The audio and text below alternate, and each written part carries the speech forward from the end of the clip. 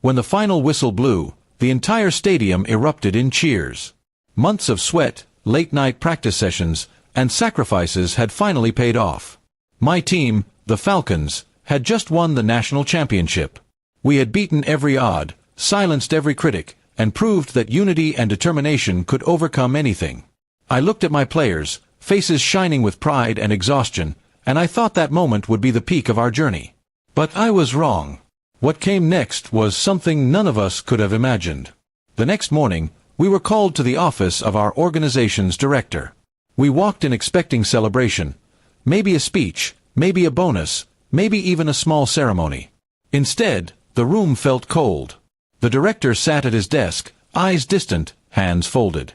"Congratulations on the win," he said, his voice flat. "But I'm afraid there's a problem." The words hit harder than any defeat.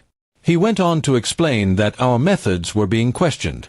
Apparently, someone had reported that we'd violated procedure during the semifinals, something about an unauthorized strategy or disrespect toward management. It sounded absurd. We hadn't broken a single rule. We had simply adjusted our tactics mid-game when things got tough. That flexibility was what had won us the title.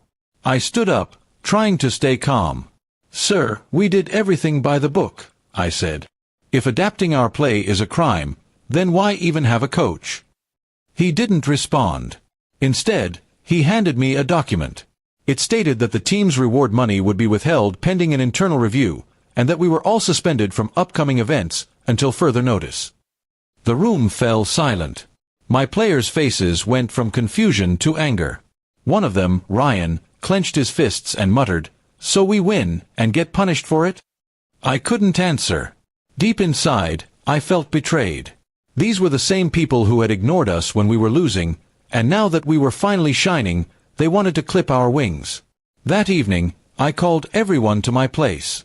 The atmosphere was heavy, but I told them we weren't done yet. "They can take our bonuses," I said, "but they can't take our story." We decided to go public, not in a dramatic way, but by telling the truth. We gathered proof, emails, and footage showing that everything we did was fair. Still, I knew the organization had power and influence. One wrong move, and they'd bury us. Then I made one call. I still remember my hand shaking slightly as I dialed. It was to a friend, someone who had once been part of the board before leaving because of differences. He answered, and after I explained everything, he said just 5 words that changed everything. "I know exactly who did this." He told me there had been jealousy within the management. One senior official had bet against us and lost a significant amount of money. Furious and humiliated, he had fabricated the report to make it look like our victory was illegitimate. My friend promised to get us the evidence we needed. The next few days were a blur of tension.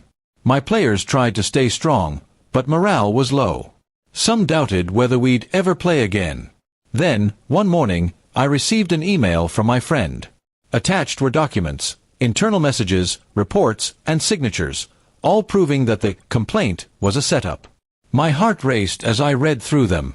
This was the proof that could end it all. I forwarded everything to the Sports Authority's Oversight Committee, and within a week, an investigation began. The truth spread fast. Reporters picked up the story, fans rallied behind us, and soon the organization had no choice but to face the public. The corrupt official tried to deny everything, but the evidence was undeniable. Finally, the suspension was lifted. We were called back to the same office, but this time, the tone was very different. The director apologized, stiffly but sincerely, and announced that our rewards would be restored with an additional bonus for the inconvenience.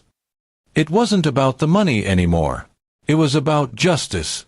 When I told my team the news, their reaction wasn't wild celebration, it was quiet satisfaction. They had been broken and doubted, yet they never turned on each other. That was the real victory. We didn't just win a championship, we proved that integrity could survive even in a system built on politics and greed. Later that night, as I looked at the trophy sitting on my desk, I thought about that one call I had made. It wasn't just a phone call, it was a moment of courage, a refusal to let unfairness win.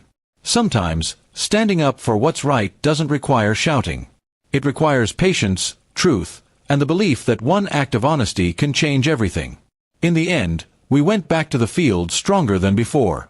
The cheers of the crowd sounded different now, louder, more meaningful. Because this time, we weren't just champions on paper.